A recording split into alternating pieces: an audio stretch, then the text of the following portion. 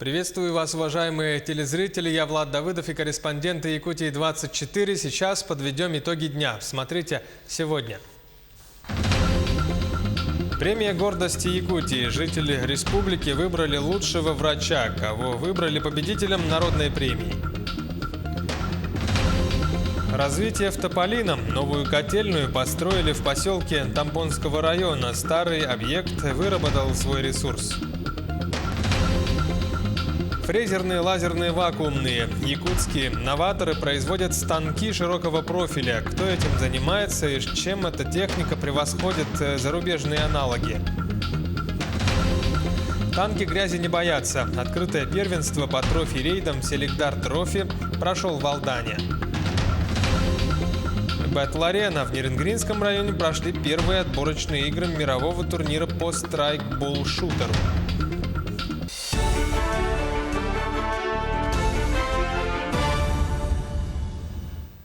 Сегодня по апелляции руководителя Министерства ЖКХ и энергетики Якутии Верховным судом республики отменено решение о дисквалификации Дмитрия Садовникова на 7 месяцев. В вердикте судьи говорится об отсутствии в действиях министра ЖКХ состава вменяемого административного правонарушения. Напомним, что дело в отношении Садовникова было возбуждено 27 июня постановлением природоохранного прокурора республики. Городской суд посчитал, что министерство недостаточно исполняло свои обязанности по контролю за деятельностью регионального оператора «Якутская кассета». Ровно год назад на реке Вилюй произошла одна из самых крупных техногенных аварий в Якутии. Речь о том, что в результате прорыва 4 дамб дренажных котлованов алмазодобывающей компании «Алроса» произошло масштабное загрязнение водных объектов, а именно рек Ирелях, Малая Батобья и Вилюй. Этот случай наглядно показал, что у жителей населенных пунктов, расположенных на берегу этих рек, нет альтернативных источников питьевой воды. Для решения данной проблемы с весны этого года работает программа по развитию систем водоснабжения Вилюйской группы районов. Так, до конца этого года «Алроса» профинансирует через Фонд будущих поколений строительство новых водоочистных станций в 14 населенных пунктах. Добавим, что судебные тяжбы по привлечению загрязнителя к ответственности длятся уже целый год. Последнее судебное разбирательство у нас с 14 августа было в городе Мирном, как раз по самой статье части 4 8.13 Кодекса административных правонарушений. И суд вышел в пользу министерства. То есть постановление на сегодня оно в силе, и соответственно в течение определенного времени АК «Алрос» может его обжаловать. Рейсы на речном скоростном транспорте из столицы республики в Алекминск и обратно отменены из-за мелководья на реке Леня. По сообщению Минтранспорта региона, на перекате Плитка в районе Еланки глубина составляет 180 сантиметров при гарантированных 220. Из Якутска на перекат направлен земснаряд для проведения там дноуглубительных работ. Отметим также, что в аэропорт Алекминска, который не принимал самолеты из-за размокания взлетно-посадочной полосы, будут выполнены рейсы авиакомпании «Якутия» по маршруту Якутск, Алекминск, Иркутск и обратно. Тем временем активисты Общероссийского народного фронта провели рейд по столичным дорогам, ремонт которых запланирован на этот год. И картина, которую увидели общественники, их, мягко говоря, не обрадовала. На одних участках работы не ведутся уже несколько недель, на других же дорожники работают с явными нарушениями. Укладка асфальта в дождь, установка бордюров без подготовки. Это лишь малая часть нарушений. Активисты фронта опасаются, что при таких темпах работа по ремонту дорог, на которые в этом году выделено 1,5 миллиарда рублей, может не завершиться в эти отведенные сроки. Мы позвали сюда на встречу представителей подрядчиков, тех лиц, которые за ними смотрят, контролируют в лице окружной администрации. И будем сейчас ставить вопрос о том, чтобы работа велась как минимум в 2, а лучше вообще в 3 смены, чтобы привлекались на субподряд другие организации, если они сами не справляются. Если один подрядчик берет на себя сразу 3-4 объекта и при этом делает только один, а остальные просто раскопал, то это, наверное, не совсем хозяйский подход. А в Ленске продолжается укладка новых тротуарных дорожек. В данный момент строители вышли еще на одну из центральных улиц города, улицу Дзержинского. Работы ведутся согласно заданному проекту. Утрамбовка песка, затем отсыпка территории небольшим слоем цемента и непосредственно укладка плитки, которую изготавливают также в городе. Ширина тротуара 2 метра, протяженность около 500 метров. Несмотря на погоду, работы идут в плановом режиме и завершатся этой осенью. В настоящий момент заключены контракты по устройству тротуаров улицы Дзержинского, Пролетарская и улицы Орджоникидзе. Общая площадь тротуара составляет порядка 4000 квадратных метров и общая стоимость порядка 19 миллионов. Работы будут завершены до конца 30 сентября. Строительство жилья в России в июле этого года увеличилось на 26% по сравнению с аналогичным месяцем годом ранее. Такие данные приводит Росстат. В оперативном докладе говорится, что показатель достиг 6 миллионов 200 тысяч квадратных метров. Всего в прошлом месяце по стране построено почти 82 тысячи квартир, а с января по июль 480 тысяч. В денежном выражении объем строительства в июле в сопоставимых ценах вырос на 0,2% к уровню июля прошлого года и составил 813 миллиардов рублей. Новую котельную построили в селе Тополиное Тампонского района. Объект пришел на смену старому, который уже выработал свои ресурсы, рассказывает Нина Ханарова. Котельную в селе Тополиное строили в 2 этапа. Первый – это возведение здания, второй – монтаж технологического оборудования. Заказчик по дополнительному соглашению к контракту – ГКО «Служба единого госзаказчика Республики Саха-Якутия и подрядчик ООО «Газоэлектромонтаж». Мощность котельной составляет 8 мегаватт. Стоимость – более 42 миллионов рублей. Введена в эксплуатацию на 2019 года, в апреле месяце.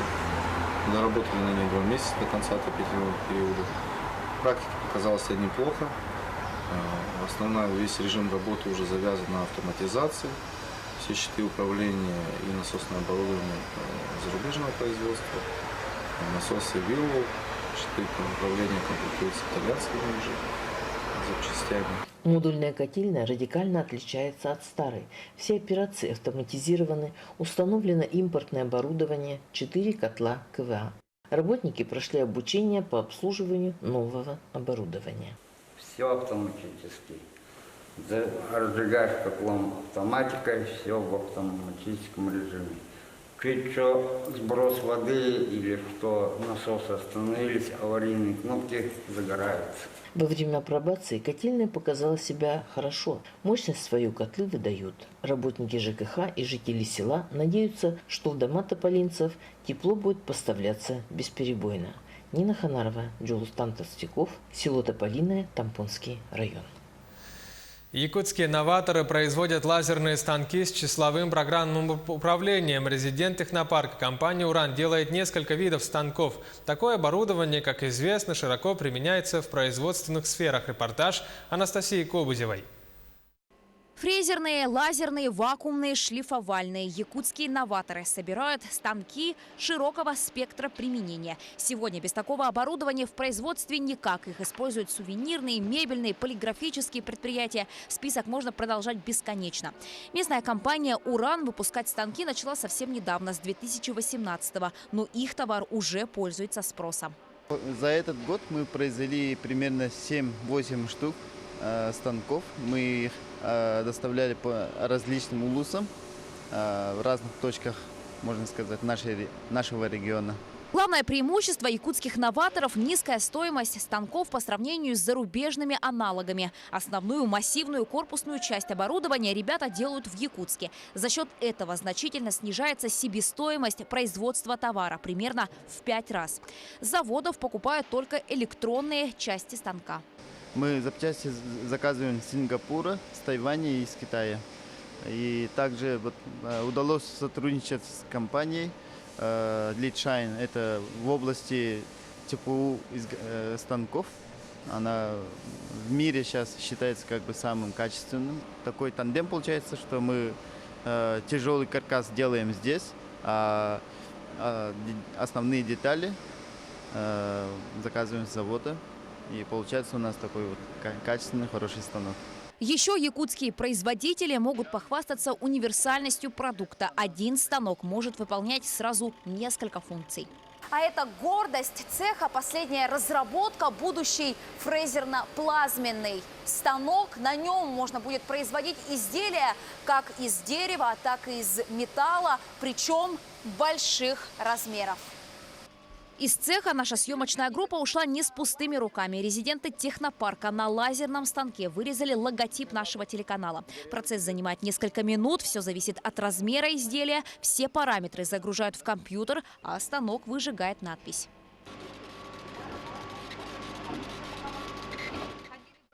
Один станок собирают примерно за 2-3 месяца. Оборудование якутских новаторов в основном приобретают республиканские предприятия малого и среднего бизнеса. Но в планах у резидентов технопарка выйти на российский уровень.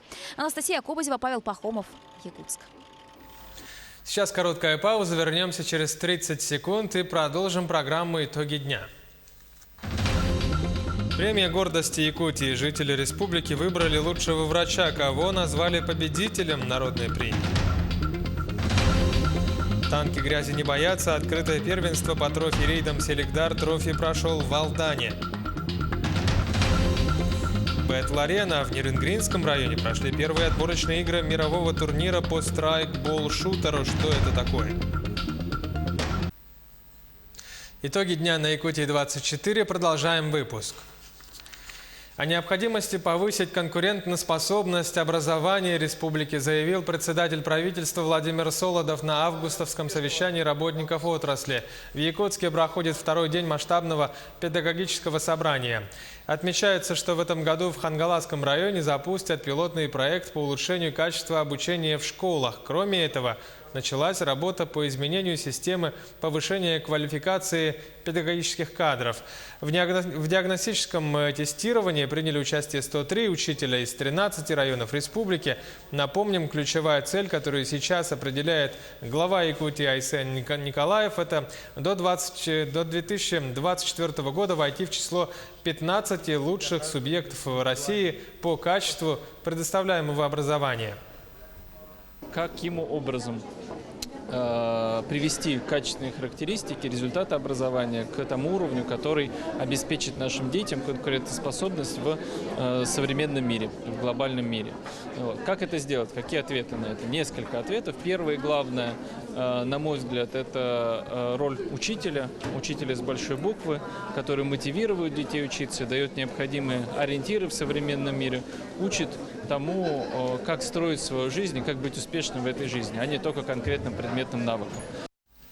Профессии будущего, конечно, связаны с новыми технологиями IT, но в то же время рабочие специальности в Якутии набирают все большую популярность у школьников. Поэтому средние специальные учебные заведения в этом году уже набрали своих студентов. Отмечается, что именно о профориентации, подготовке выпускников и качеству образования были посвящены форсайт-сессии в рамках августовского совещания педагогов. Кроме того, сейчас даже по международным исследованиям качества образования, например, по такому экзамену, как ПИЗа, оценивается математическая грамотность, читательская грамотность, естественно, научная грамотность. При этом задание направлено на то, чтобы ребенок мог применять свои знания на практике. Так? И кроме того, сейчас уже ПИЗа разрабатывает такие методики, которые бы позволили измерить так называемые мягкие навыки, soft skills, то есть качества, которые необходимы человеку для того, чтобы быть успешным в 21 веке. Кабинет министров России утвердил правила выделения средств частным садам на создание мест детям до 3 лет. Соответствующее постановление подписал премьер Дмитрий Медведев. Правилами устанавливаются цели, условия и порядок предоставления субсидий из федерального бюджета регионам.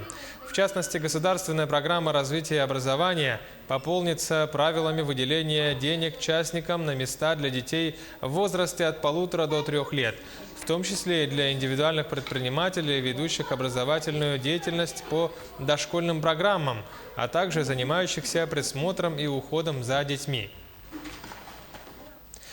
Ни одно медицинское учреждение республики не будет закрыто. Об этом сегодня заявила министр здравоохранения республики Елена Борисова на встрече с журналистами. Кроме того, она отметила, что сокращения среди среднего персонала будут только в том случае, если будут открываться новые врачебные ставки. Это те специалисты, которые ранее и вовсе отсутствовали в районных больницах. Но, между тем, министр допустила, что круглосуточные койки в отдельных населенных пунктах могут закрываться. Если мы закрываем круглосуточные койки, значит, сегодня мы говорим о том, что эти круглосуточные койки работают неэффективно. То, что там госпитализируются и любят, значит, проводить время некоторые наши пациенты, да, это однозначно такое есть. Но давайте не будем путать медицинский и социальный фактор. Все-таки медицина призвана лечить. Лечить качественно, лечить добротно. Жители республики выбрали лучшего врача. Победителем второй народной премии «Гордости Якутии» в номинации «Медицинский работник» стал Роман Васильев. Он набрал более 13 тысяч голосов. Врач владеет всеми методами диагностической, лечебной и оперативной эндоскопии. Первым в республике он применил гелий-неоновый лазер для лечения больных с язвенной болезнью желудка и пищеварительного тракта. С лучшим врачом побеседовала Саргалана Федорова. Сегодня Роман Васильев, как всегда, принимает пациентов. Некоторые больные и не подозревают, что теперь лечатся у лучшего в Якутии врача. Заведующий эндоскопическим отделением Республиканской больницы номер 3 Роман Васильев в медицине уже более 35 лет. Своевременное выявление злокачественных новообразований в ранней стадии и их лечение и удаление. Это наша основная работа. Многолетняя врачебная практика, высокотехнологичные оборудования помогают Роману совершенствоваться в своей деятельности. Он активно участвовал в комплексном обследовании рабочих горнодобывающей промышленности Якутии. В этот период Роман первым в республике применил лазерную эндоскопию. С помощью гелий-неонового лазера больных оперируют быстро и бескровно. Результат был очень успешный. Больные на фоне обычно консервативного лечения очень быстро выздоравливали. По этой работе я делал научную публикацию и выступил в ДНХ. Коллеги называют Романа врачом, на которого можно равняться. Он не только практикующий врач, но и всегда инициатор спортивно-массовых работ. Мы знаем его как суперорганизованного человека, спортсмена-лыжника, организатора спартакиады «Лыжня больницы». Мы считаем, что он заслуженно победил в номинации «Гордость Якутии». Сегодня эндоскописты стараются не отставать от прогресса. Если раньше медсестры обрабатывали эндоскопические аппараты вручную, то сейчас всю эту работу делают с помощью моющей, дезинфицирующей машины. Вот такие оборудования находятся в каждом эндоскопическом кабинете больницы. Они облегчает труд среднего медперсонала. В модернизацию первичной медицинской помощи, в частности амбулаторной, следует вкладываться так же, как и в высокотехнологичную помощь, считает опытный врач. Только тогда можно достичь равенства в качестве и доступности медицинских услуг для города и села. Саргалана Федорова, Джолустан Иннокентьев, Якутск. Степанида Артахинова выиграла 2 золотые медали финала Кубка Европы. Турнир прошел в Германии. В финале личного зачета Артахинова уверенно выиграла золотую медаль. В первом раунде она обыграла немецкую лучницу Ханси Лин со счетом 136-133. А в борьбе за золото она нанесла поражение итальянке Марии Андреа Вирджилио 146-134. Еще одну золотую медаль Степанида завоевала в паре с бурятским лучником Баиром Шигаевым в смешанной паре. В Нерюнгринском районе прошли первые отборочные игры мирового турнира по страйкбол-шутеру «Бэтл-арена». Турнир первый в своем роде не только для Нерюнгри, но и для всей республики. На квалификационных играх побывал наш корреспондент Екатерина Павлова. Нерюнгринцы, предпочитающие активный образ жизни, те, кто ни разу не держал в руках оружие или наоборот скучают по прежним армейским денькам, выбрали свое развлечение – тематические командные состязания. Популяризация страйкбола в Нерюнгринском районе сегодня очень высокая. Тактические тренировки страйкбольного клуба «Феникс» проходят каждое воскресенье. Увлекаются игрой разные люди, начиная от педагогов и музыкантов, заканчивая представителями силовых структур. На участие в первом турнире по страйкбол-шутеру Battle Arena заявились 4 команды Нерюнгринского района. Очень жаль, что к нам не приехали наши коллеги, да, с других районов. Будем надеяться, что в следующем году мы с ними встретимся. С введением таких турниров мы будем повышать, да, кластер интересующихся людей. Регистрация и снаряжение участников, обязательный инструктаж по технике безопасности и правилам игры. Команда 5 человек, замена игроков сколько угодно. 2 раунда по разным сторонам, по истечении которых определяется победитель по набранным в сумме баллам. Защитные вот эти построения на полигоне, вообще они у нас должны быть зеркального характера, но в силу того, что та сторона за моей спиной, да, получается, идет сила сторона защищающихся, им нужно больше укрытий, потому что у них меньше бонусов вообще идет, меньше дополнительных условий для победы. То есть поэтому немножко у них побольше, да, построено защитных укреплений. Девушки в играх страйкбола далеко не что-то новое. Все они находятся в хорошей физической форме. Прыгают, бегают, стреляют. Участницам приходится решать задачи во всевозможных экстремальных ситуациях. Надежда Любезных играет совсем недавно. Познакомилась с парнем, он позвал, он этим плотно занимается уже очень долго. И позвал, и действительно очень интересно. Доказать себе, что я могу, хотя мне страшно безумно. В страйкболе ты сам мишень. Напротив тебя думающий и предпринимающий против тебя активные действия соперник. Суть игры в командном выполнении поставленных сценарием задач с соблюдением правил игры. Победителем первых отборочных игр республики мирового турнира по страйкбол-шутеру Battle Arena после финальной дуэли капитанов стала команда «Гром». У нас с командой «Ратибор» было одинаковое количество очков. То есть мы переиграли еще одну полную боевку. Мы все равно вышли в ничью. И чтобы это не продолжалось вечно, мы решили завершить данную квалификацию конкурсов капитаната. Очень все здорово прошло. То есть готовились к этому очень долго, очень усердно. Теперь команда-победитель будет представлять республику на российском этапе турнира. Екатерина Павлова, Захар Головин, Нерюнгри. 5-е открытое первенство по трофи-рейдам «Селегдар Трофи» прошел в Алдане. Приняли участие драйверы из Амурской области и из 5 районов Якутии. Соревнования были в 3 этапа. Самым зрелищным стал пробный заезд. Репортаж Руслана Павлова. В Алдане растет популярность автомото-трофи. Об этом говорит 5-е по счету первенство на местной территории и 2 десятка внедорожников, которые выставили на участие на этот раз. Это хобби. Хобби, как бы мы в детстве играли в маленькие игрушки, это уже большие игрушки, мы уже большие дети.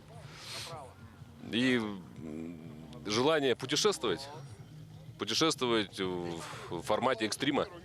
Поэтому мы катаемся на квадроциклах, на снегоходах, на любой технике, которая мото, которая джипы. С каждым проведенным трофи приходит опыт и понимание, что и как делать. В этом году, помимо традиционного ориентирования по лесному бездорожью, организаторы устроили этап для зрителей по правилам международной внедорожной серии Rainforest Challenge, что, безусловно, привлекло болельщиков. Здесь у нас будет зрительская трасса, то есть не очень сложно, но именно показать возможности автомобилей для зрителей, потому что трофи у нас такой, формат, который его сложно увидеть в труднодоступных местах. И плюс в этом месте мы на следующий год хотим проводить официальный этап Rainforest Challenge. И мы вот это место обкатываем. То есть мы видим, что оно очень перспективное, то есть здесь можно провести очень интересные соревнования. И у нас, проба первая в этом году.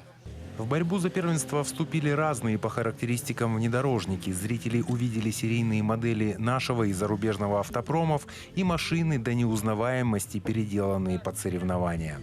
Изначально была простая машина просто для лайтовых покатушек, а потом со временем переделалась. 2 года, получается, с ней занимались, и она в это превратилась.